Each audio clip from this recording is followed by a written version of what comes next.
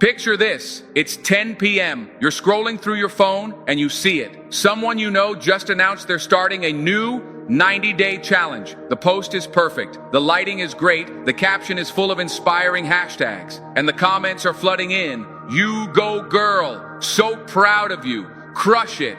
And for a second, you feel a pang of something. Maybe envy, maybe pressure. You think, I should be doing that. I should be announcing my goals, getting that support. We've all been there. We've all been taught that this is how change begins, with a public declaration. But I want to plant a different seed in your mind right now. What if that announcement wasn't the first step? What if it was a wrong turn? What if the dopamine hit from all those likes and comments was actually robbing you of the real fuel you need to change? What if the most powerful, life-altering journeys don't start with a bang, but with a quiet, unbreakable promise you make only to yourself in the dead of night when no one else is listening?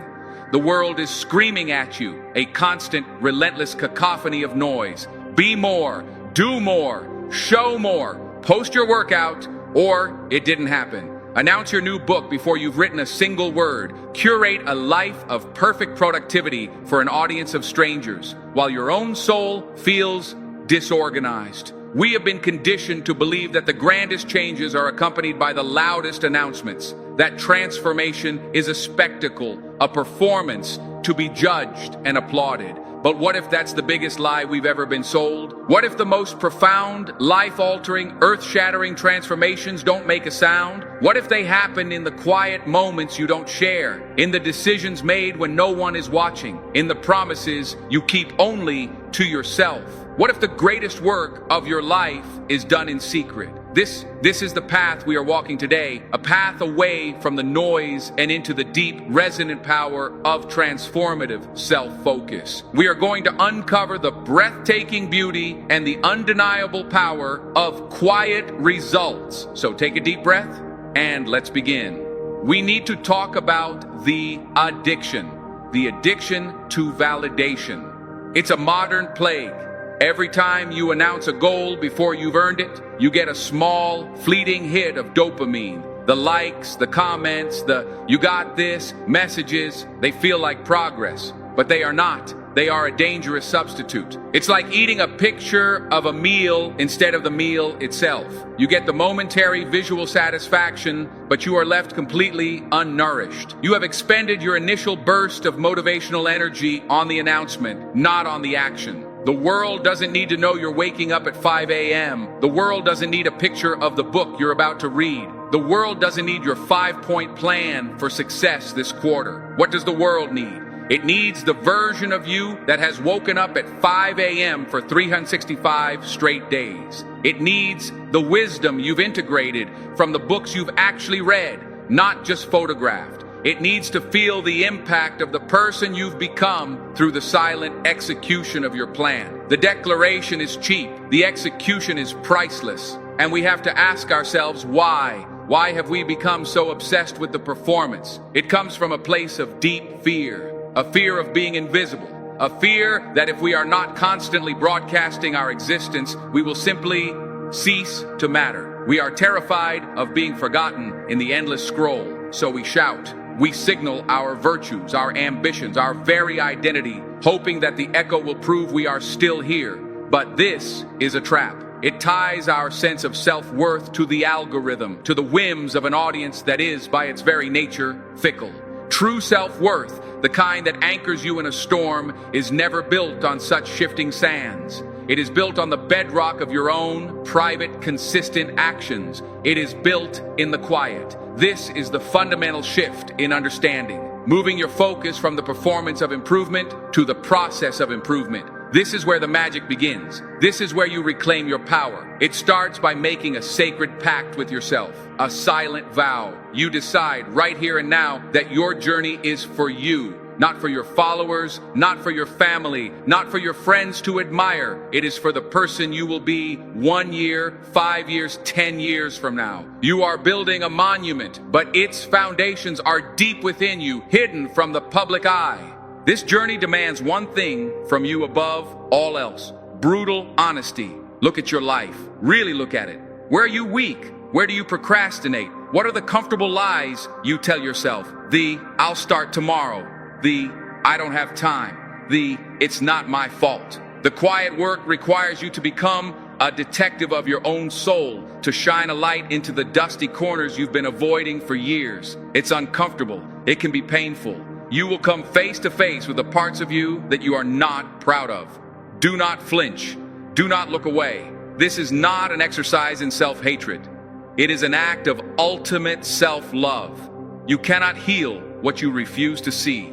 You must find comfort in the silence. Our world is terrified of silence. We fill every spare moment with podcasts, with music, with scrolling, with anything to avoid the sound of our own thoughts. Your first act of transformative self-focus is to carve out moments of absolute, unapologetic silence. No phone, no TV, no distractions, just you and your breath.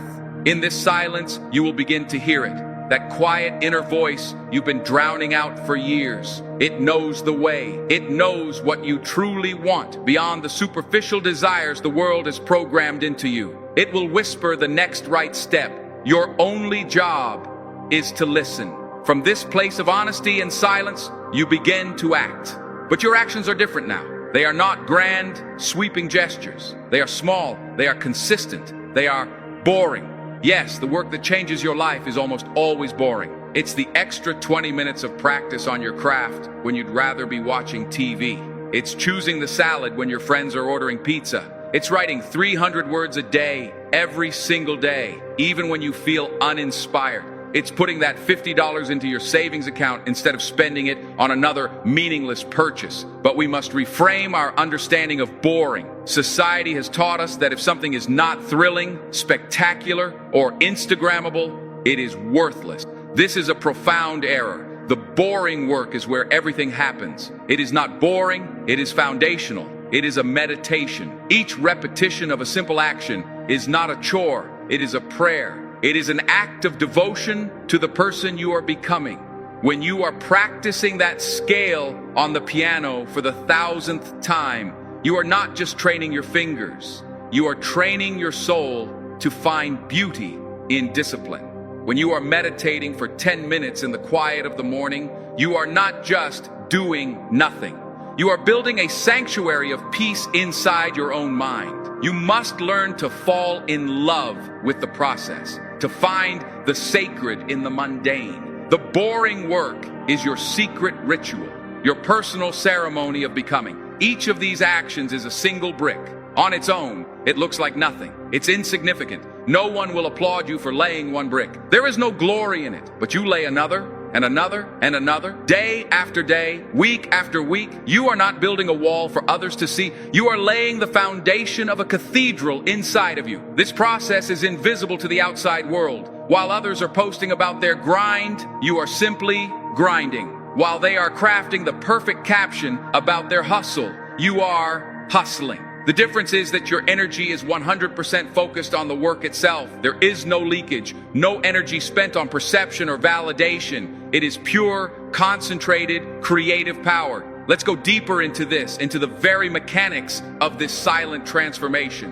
What is actually happening when you choose this path? You are fundamentally rewiring your relationship with your own ego. The ego is the part of you that lives and dies by external opinion. It craves applause and fears ridicule. It is the part of you that wants to post the gym selfie. By deliberately starving the ego of this external validation, you force a profound internal shift. The ego screams for attention, and when you calmly deny it, its power begins to wane. And in the space it once occupied, something else begins to grow.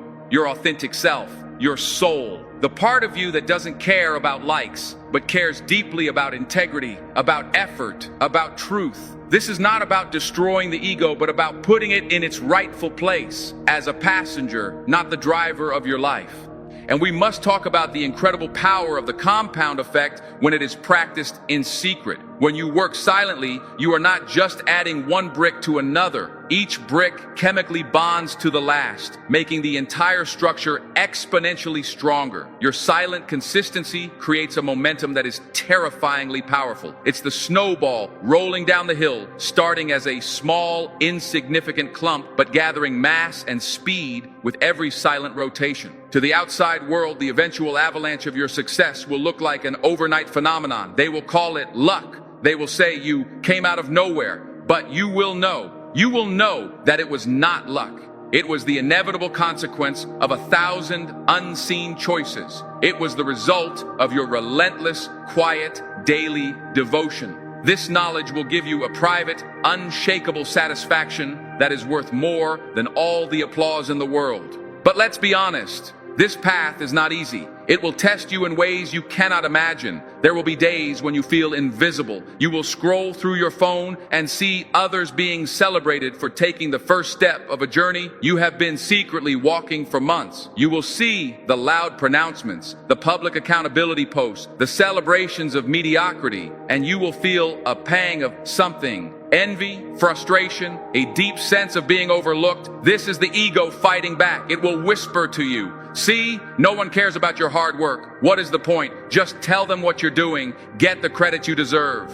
This is the critical moment. This is the test. In this moment, you must remember your sacred pact. You must remember that you are not working for credit. You are working for character. You are not building a reputation. You are forging a soul. You must learn to sit with that feeling of being overlooked and transform it into a source of private strength. Every time you resist the urge to share, you strengthen your resolve. You prove to yourself on a cellular level that your own inner approval is the only approval that truly matters. This is how you build real resilience, not the brittle confidence that comes from external praise, but the deep, flexible, unbreakable strength that comes from facing your own resistance and winning time and time again in secret. This leads to the creation of what we can call your inner scorecard. Imagine that every person operates by one of two scorecards. The first is the outer scorecard. Its points are tallied by society. Job titles, income, follower counts, public awards, the admiration of others. It is flimsy, volatile, and entirely outside of your control. Your reputation can be destroyed by a rumor. Your job can be lost in a downturn. The crowd's applause can turn to boos in an instant. Living by the outer scorecard is a recipe for perpetual anxiety. But the inner scorecard, that is a different game entirely. Its points are tallied only by you.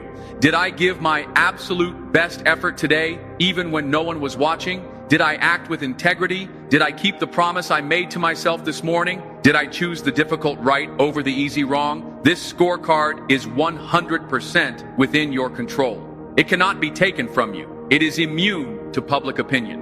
When you live your life according to your inner scorecard, you become truly free. The opinions of others, positive or negative, become irrelevant data. You have a true north, an internal compass that guides your every action. Your self-worth is no longer up for debate. It is a settled fact, established by you, for you.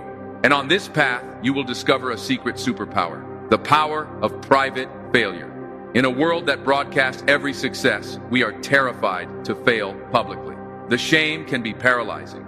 But when you work in secret, you give yourself the gift of failing in private. You can experiment. You can try something audacious and fall flat on your face, and no one needs to know. You can learn the brutal lesson, dust yourself off, and try again, armed with new wisdom. Private failure is the ultimate learning accelerator. It removes the ego, it removes the shame, and it leaves only the pure lesson. The person who is not afraid to fail in private will eventually succeed in public on a scale the performers can only dream of. They have been hardened and sharpened in the fires of their own unseen mistakes. This internal shift will also radically transform your relationships. When you stop performing for people, you can finally start connecting with them. When you no longer need their approval, you are free to offer them your authentic presence. You listen more deeply because you're not just waiting for your turn to speak to prove how smart you are. You offer advice more sincerely because it's not tainted by a need to look like a guru. You become a source of quiet strength for others, a safe harbor in their own storms, because they can sense that your foundation is solid. Your relationships will deepen and become more meaningful, shifting from transactional and performative to authentic and truly supportive. And then something begins to happen. It's not a sudden explosion, it's a quiet unfolding. These are the quiet results. It starts with a feeling. You wake up one morning and the chronic anxiety that used to be your shadow is lighter. The world doesn't seem so threatening. You handle a difficult situation at work with a calmness that surprises even you. A problem that would have sent you into a spiral a year ago now feels manageable. This is the first ripple. This is your nervous system being rewired by your consistent, silent work. You have built a core of inner stability. It is unshakable.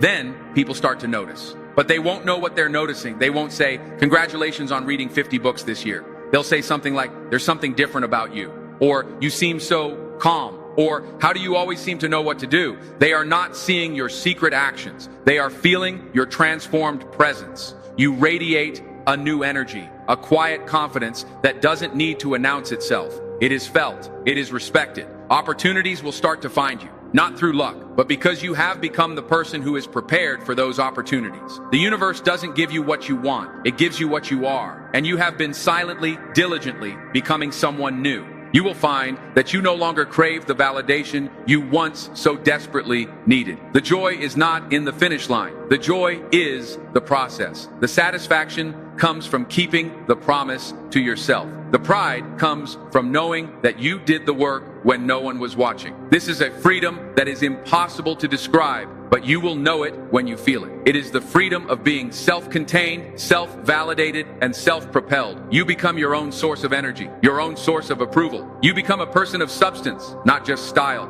You will possess a quiet, unshakable dignity, a serenity that cannot be bought or performed, only earned.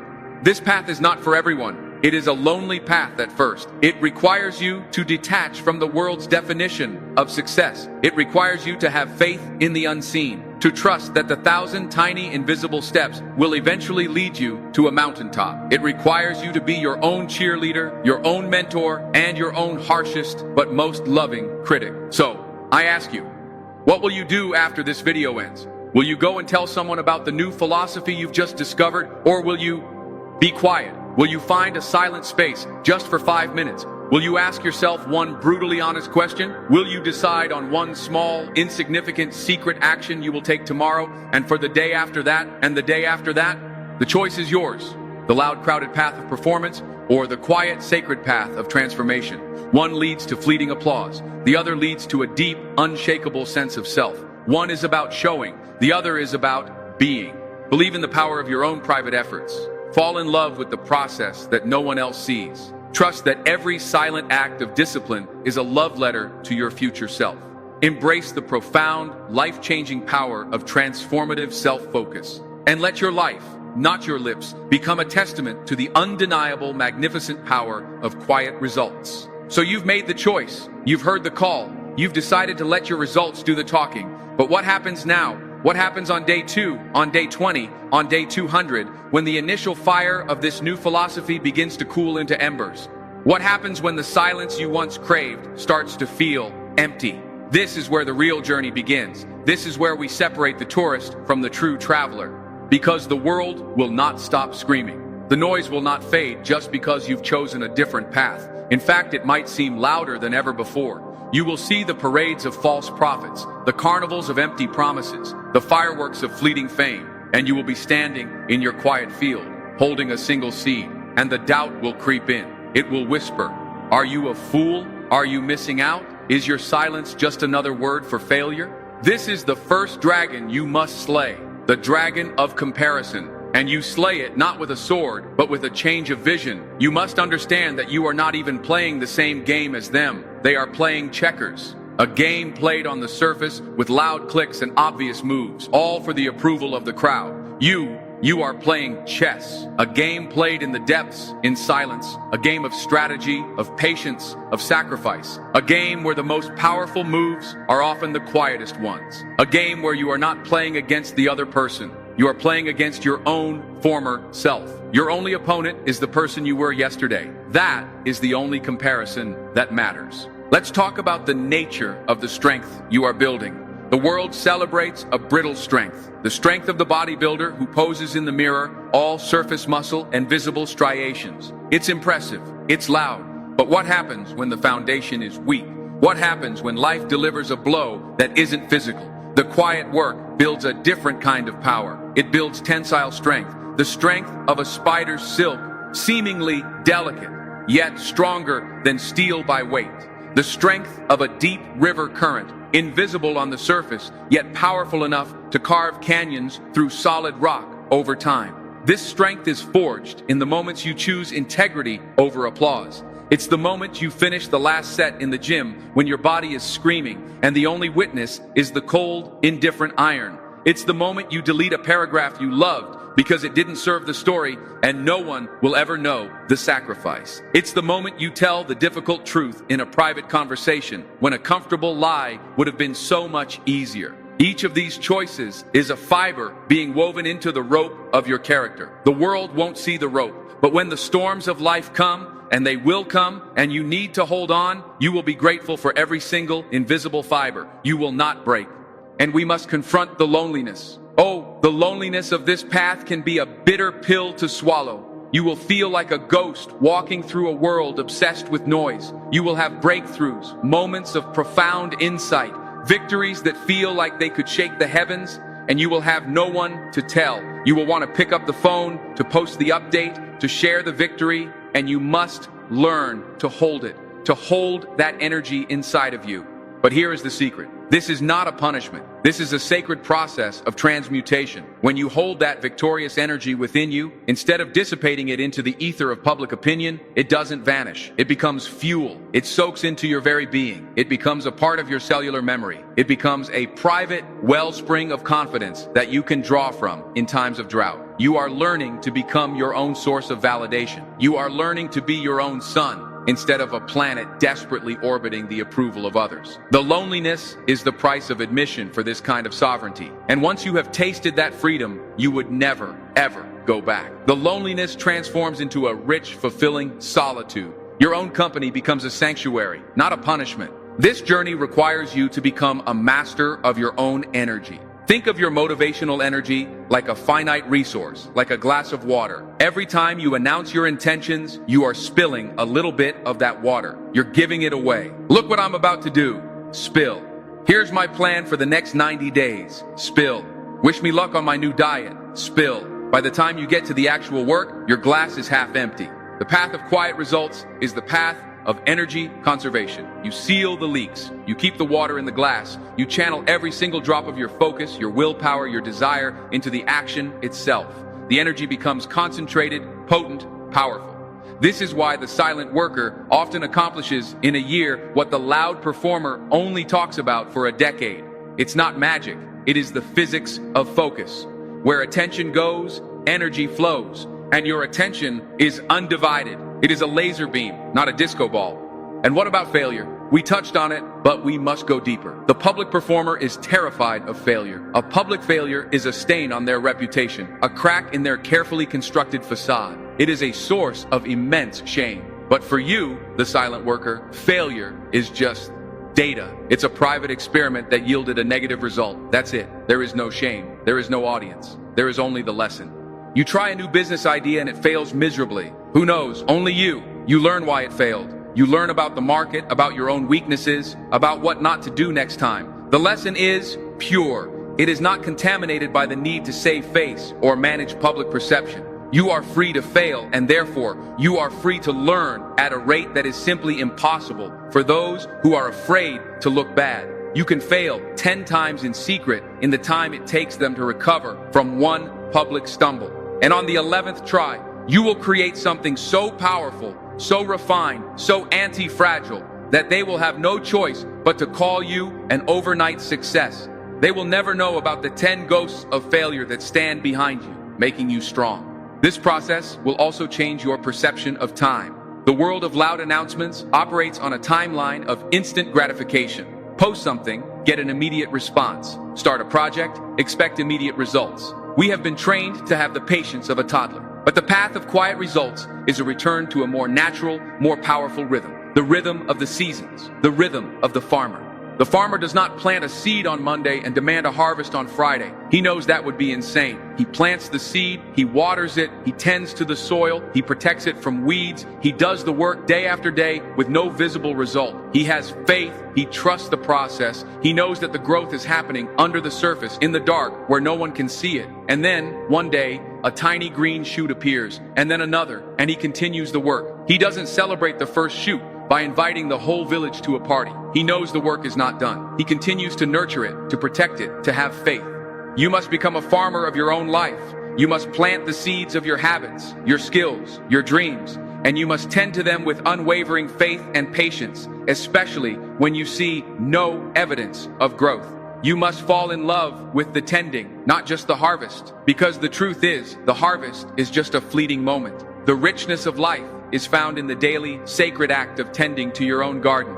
Let's create this image in our minds. The secret garden. This is your sanctuary. This is your laboratory. This is your cathedral. Inside the walls of this garden, you are free. You plant the seed of a new language. Every day you water it with 15 minutes of practice. No one knows. You plant the seed of physical fitness. Every day you tend to it with a walk, with push-ups, with choosing water over soda. It's your secret. You plant the seed of a novel, a business, a skill. You nurture it with 300 words, 1 cold call, 1 hour of deliberate practice. The walls of this garden are your boundaries. They are your refusal to speak of the work before it is done. They protect your fragile, growing seeds from the harsh winds of public opinion, from the pests of doubt, from the premature glare of the spotlight. Within these walls, you are not the person the world thinks you are.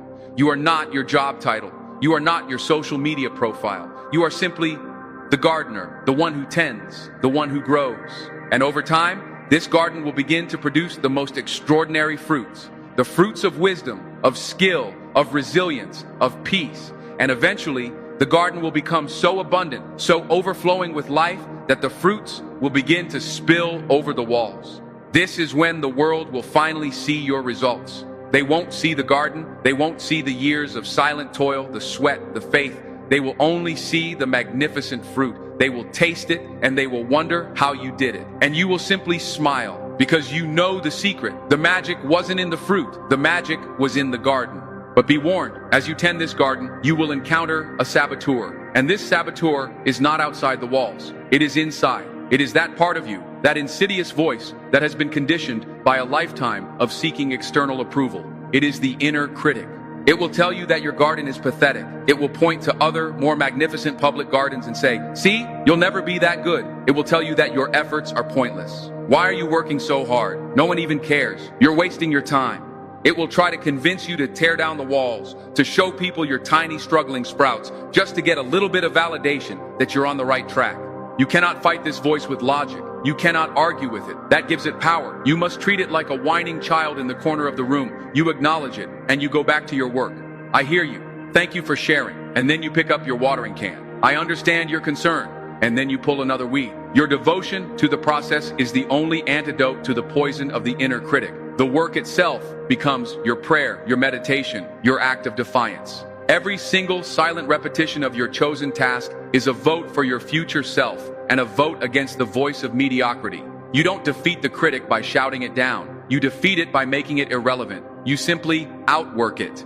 And as you continue on this path, something miraculous begins to happen to your relationships. When you no longer need anything from anyone, not their praise, not their approval, not their validation, you become free to truly give. You can listen to a friend's problems without secretly thinking about how you can one-up them with your own story. You can celebrate someone else's success with genuine joy because their victory takes nothing from you. You are not in competition with them. You are running your own race on your own track.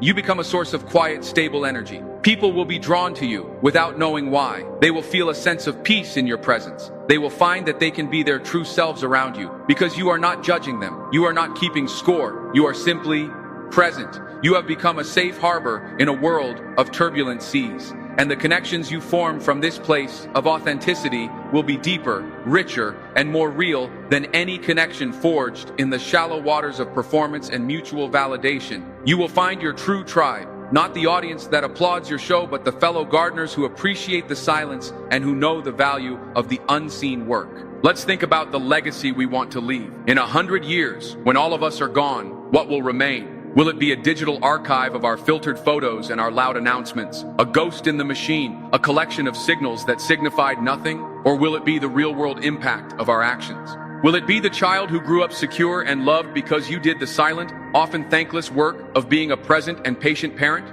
Will it be the community that was strengthened because you quietly volunteered your time, not for the photo op, but because it was the right thing to do? Will it be the body of work, the book, the art, the business, the craft that you painstakingly built in secret, brick by brick, until it was so solid and so true that it could stand on its own and serve others long after you were gone? The legacy of a quiet life is not written in headlines. It is written in the hearts of the people you touched. It is woven into the fabric of the world in ways you may never even see. It is the ripple effect of your integrity. It is the echo of your character. This is the ultimate quiet result. A life that mattered not because it was loud, but because it was real. So, here we are. At the end of these words, but at the beginning of your decision, the path is clear. It is not easy. It is a rebellion, a quiet rebellion against a culture of noise, a rebellion against the tyranny of the urgent, a rebellion against the addiction to validation. It is a declaration of independence for your own soul. I am asking you to do something radical. I am asking you to disappear, not from your life, not from your responsibilities, but to disappear from the stage of public performance. I am asking you to retreat into your own private laboratory and to begin the great work of your life, in secret. Pick one thing, just one thing, the thing that whispers to you in the quiet moments, the thing you are almost afraid to want. Is it to write, to get healthy, to build a business, to learn an